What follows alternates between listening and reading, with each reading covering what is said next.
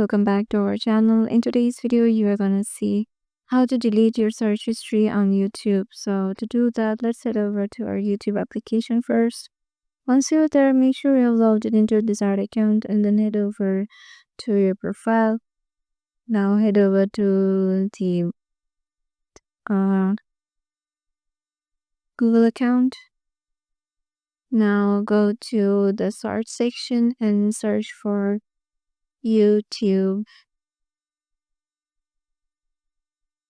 history, and it might take a while to load, and then head over to manage history.